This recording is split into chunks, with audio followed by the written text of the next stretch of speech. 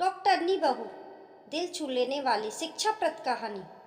उर्मिला जी ने अपने डॉक्टर बेटे के लिए डॉक्टरनी ब्याह कर लाई थी। शादी के तीसरे दिन ही उसने बहू से कहा, बहू आज तो तू सबके लिए कुछ मीठा बना दे।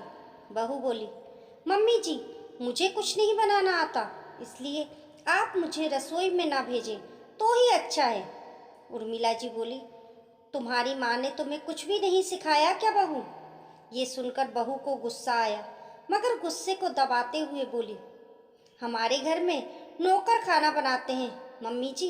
उर्मिला जी बोली, लेकिन हमारे घर में नौकरों के हाथ का खाना नहीं खाया जाता। मैं भी एक टीचर हूँ, फिर भी मैंने ड्यूटी के साथ घर का हर काम किया है। मेरी बेटी की भी नौकरी लग गई है, मगर मैंने उसे घर का हर काम सिखाया है।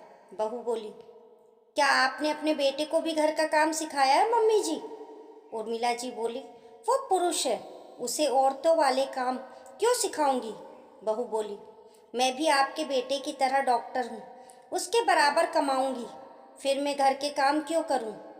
उर्मिला जी बोली, क्योंकि तुम एक स्त्री हो, इसलिए तुम्हें घर के काम भी करने चाहिए। तुम्हारे ससुर भी एक टीचर हैं, मैं भी टीचर हूँ, मगर मैंने नौकरी के साथ साथ घर के भी सारे काम किए हैं। तुम्हारे ससुर जी से मैंने कोई काम नहीं करवाया। बहू सहज भाव से बोली, आप चाहती तो नौकरानी भी रख सकती थी मम्मी जी, इससे एक गरीब को रोजगार भी मिल जाता और थोड़ी आपको फुर्सत भी मिल जाती। मगर आपने कुछ पैसे बचाने के चक्कर में अपनी जिंदगी को मशीन बना लिया। उर्मिला जी एक अध्यापिका थी, वह बहू से बहस में कैसे हार सकती थी? वह बोली, 2 रुपए बचाए तो वो काम आ गए बहू। बेटे को डॉक्टर बना दिया, बेटी को टीचर बना दिया, दोनों की धूमधाम से शादी कर दी। बहू बोली, फिर भी सारे पैसे खर्च नहीं हुए मम्मी जी। आपने 4-5 प्लॉट भी खरीद रखे हैं जिनकी कीमत करोड़ों रुपए है। आपके पास नकदी भी बहुत सारे पैसे होंगे। आपने कभी गाड़ी नहीं खरीदी, हमेशा पैदल सफर किया। सही मायने में आपने जिंदगी को जिया ही नहीं। आप लोग जिंदगी के मजदूर हो, जिन्हें सिर्फ कमाने का ज्ञान है, जीने का जरा भी नहीं। उर्मिला जी बोली, मतलब हम मूर्ख हैं? बहू बोली, बुरा मत मानिए, मगर ये सच है। आप लोगों ने कंजूसी करके पैसों और संपत्ति का ढेर लगा लिया है।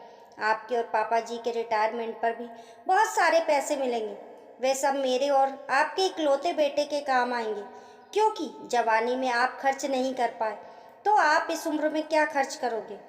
बहू ने उर्मिला जी की बोलती बंद कर दी थी।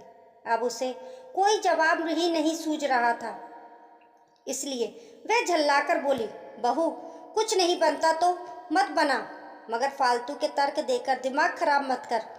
फिर उर्मिला जी खुद रसोई में चली गई। बहू चुपचाप अपने कमरे में जाकर मोबाइल चलाने लगी। रात को उर्मिला जी ने पति को बहू से हुई सारी बात बताई। फिर बोली, सुनो जी, मुझे कल ही एक गाड़ी चाहिए और घर में एक नौकर चाहिए। उर्मिला जी से पति बोले, पागल हो गई हो क्या? नौकरानी तो ठीक है, मगर गाड़ी का क्या करोगी इस उम्र में? उर्मिला जी बोली, अभी तो 50 की हुई हूँ, बूढ़ी नहीं हुई हूँ। कमाकर जो पैसा इकट्ठा किया है उन्हें हम खर्च नहीं करेंगे तो बच्चे ऐश करेंगे। आज बहू ने मेरी आंखें खोल दी, अब मुझे भी थोड़ा सा जीना है। मास्टर जी बोले, कई बार सोचा तो मैंने भी था कि घर में एक गाड़ी तो होनी चाहिए, मगर खरीद ना सका। तू मोबाइल में देख, अल्ट्रो कार के क्या दाम चल रहे हैं। उर्मिला जी बोली, मुझे नहीं चाहिए अल्ट्रो कार, 20 लाख से ऊपर की गाड़ी लाऊंगी। और सुनो, वो मेरी पर्सनल होगी। घर के लिए लानी है तो दूसरी खरीद लेना। मास्टर जी पत्नी को ऐसे देखने लगे जैसे कोई हॉरर मूवी देख रहे हो। बोले, सनक गई क्या? उर्मिला जी बोली, सन की नहीं हूँ, जाग गई हूँ।